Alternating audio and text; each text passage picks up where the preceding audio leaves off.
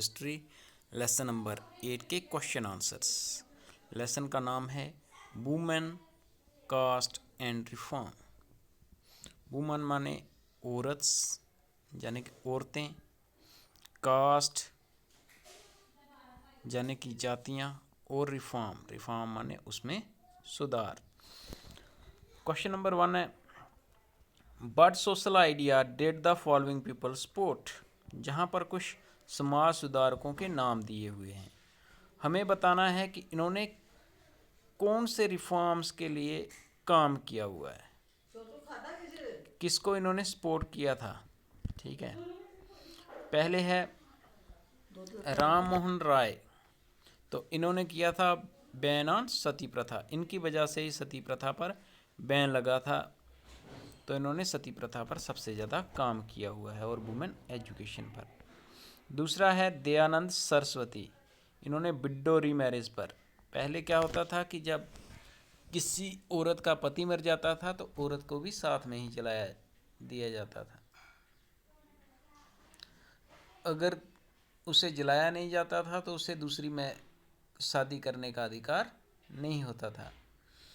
तो राजा राम मोहन राय ने सती प्रथा बंद कर दी। सती प्रथा में क्या होता था कि अगर किसी का हस्बैंड मर गया है तो वाइफ को उसके साथ जलना होता था, तो वो प्रथा राजा राम मोहन राय की वजह से बंद हो गई। फिर जो विडो होती थी उनके रीमैरिज के लिए आवाज़ उठाई स्वामी दयानंद सरस्वती जी ने। तो इन्होंने कहा कि जो विधवा हो जाएं उनकी दूसरी बार भी शादी होनी चाहिए, पहले ऐसा नहीं होता था। विरासलिंगम पंटुलू, इन्होंने भी विडो रीमैरिज यानी कि जो औरतें जिनके पति मर जाएं उनकी दोबारा शादी हो उस पर जोर दिया और उसका सपोर्ट किया। Jyotirao Phule, equality among caste. Jyotirao Phule ये वो व्यक्ति थे जिन्होंने सबसे पहले ओबीसी के लिए आवाज़ उठाई, पिछड़ी जातियों के लिए। तो इन्होंने कहा कि सब जातियां जो हैं वो सब इक्वल हैं, सब बराबर होने चाहिए, सबके साथ एक जैसा व्यवहार होना चाहिए, कोई ऊंची या नीची नहीं है।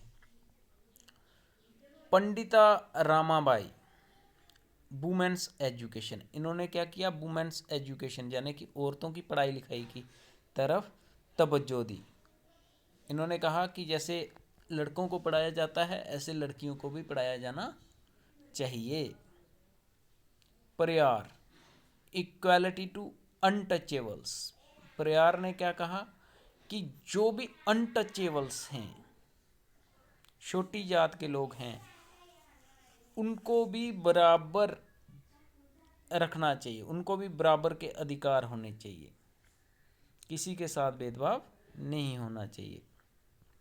मुमताज़ अली, ये एक मुस्लिम स्कॉलर थे और इन्होंने वुमेन एजुकेशन के लिए बहुत ज़्यादा काम किया, क्योंकि पहले जो औरतें होती थी मुस्लिम समाज में उन्हें भी पढ़ने का अधिकार नहीं था। ईश्वर चंद्र विद्यासागर, इन्होंने विडो रीमैरिज के लिए काम किया, ये भी आर्य समाज से रिलेटेड संबंधित थे। और आर्य समाज की स्थापना किसने की थी, दयानंद सरस्वती जी ने। स्टेट वाइदर ट्रू और फॉल्स, हमें बताना है क्वेश्चन नंबर 2 में कि क्या ये सही है या गलत है। When the British captured Bengal they framed many new laws to regulate the rules regarding marriage, adoption, the heritance of property extra. कहता है जब ब्रिटिशर यानी कि अंग्रेज़ों ने बंगाल पर कब्जा कर लिया तो वहाँ पर नए नए कानून बनाकर लगाए गए, शादी के रिलेटेड, अडॉप्शन के रिलेटेड, हेरिटेज प्रॉपर्टी के कि इसको बाप मर जाएगा तो किसको प्रॉपर्टी मिलेगी किसको नहीं, तो ये बात सच है। Social reformer had to discard the ancient text in order to argue for reform in social practices. ये गलत है, क्योंकि कोई भी सोशल रिफॉर्मर होता है वो पुरानी किताबों का हवाला देकर ही रिफॉर्म ला सकता है। वो पुरानी किताबों को या पुराने हमारे रीति रिवाजों को ऐसे चैलेंज नहीं कर सकता। Reformers got full support from all section of the people of the country. ये भी गलत है, क्योंकि अगर कोई अच्छा काम करता है तो कोई ना कोई उसका विरोध भी करता है। सब लोग ऐसे नहीं मान जाते, तो कुछ अगर सपोर्ट करते हैं तो कोई विरोध करने वाले भी होते।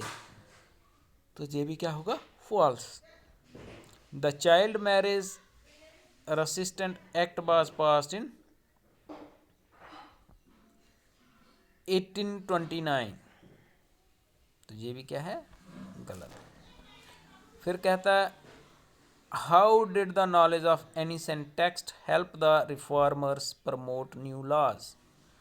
कहता है जो पुरानी किताबें हैं या थी, उन्होंने रिफॉर्मर्स को कैसे मदद की नए लॉ इम्प्लीमेंट करने में और प्रमोट करने में। Ram Mohan Roy was well versed in Sanskrit, Persian and several other Indian and European languages.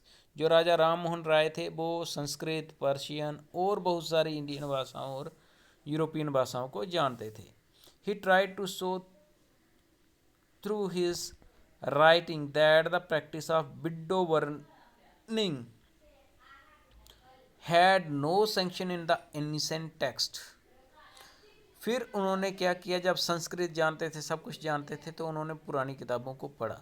जब वहाँ पर उन्होंने देखा कि कहीं पर भी ऐसा नहीं लिखा गया है कि जो औरत विधवा हो जाए उसे उसके घरवाले के साथ जला दो। The strategy adopted by Ram Mohan Roy was used by later reformers as well। तो उन्हीं की स्ट्रेटजी को जो आगे रिफॉर्मर हुए उन्होंने अपनाया। कौन सी स्ट्रेटजी? की पुरानी किताबें पढ़ो, उसके अनुसार लोगों को गाइड करो कि ऐसा कहीं पर नहीं है जैसा आप लोग बता रहे हैं। Whenever they wished to challenge a practice that seemed harmful, they tried to find a verse or sentence in the ancient sacred text that support their point of view. They then suggested that the practice as it exists at present was absent early tradition. Ishwar Chand Vidyasagar used the ancient text to suggest that widow could remarry। कहता है इसी strategy को जिसे राम मोहन राय ने अपनाया था, उसी को अपनाकर दूसरे जो समाज सुधारक थे उन्होंने काम किया। वो क्या करते थे? किताबें पढ़ते थे, जैसा वो करना चाहते थे। पहले देखते थे कि पुराने ज़माने में क्या ऐसा होता था जैसा लोगों की मान्यता है, जैसे विडो की रीमैरिज नहीं करनी है लोग कहते हैं, मगर उन्होंने पीछे से साक्ष्य निकाले, यानी कि सबूत निकाले कि पहले भी ऐसा होता था। जब कोई विधवा हो जाती थी औरत तो उसकी शादी दूसरे के साथ करवा दी जाती थी। तो फिर लोगों ने माना कि हाँ ऐसा होता था, तो हमें भी ऐसा करने में कोई एतराज़ नहीं है। पहले लोग पति मर जाता था तो उसके साथ औरतों को नहीं जलाते थे। इसका कोई सबूत नहीं है कि अगर मर्द मर जाएगा तो औरत को साथ में जलना पड़ेगा।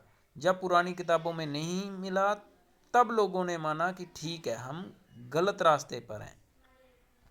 तो इस तरह से समाज सुधार हुआ। थैंक यू स्टूडेंट्स, आज के लिए इतना ही। घर में रहें, स्वस्थ रहें, कोविड-19 नियमों का पालन करें। Thank you, have a nice day.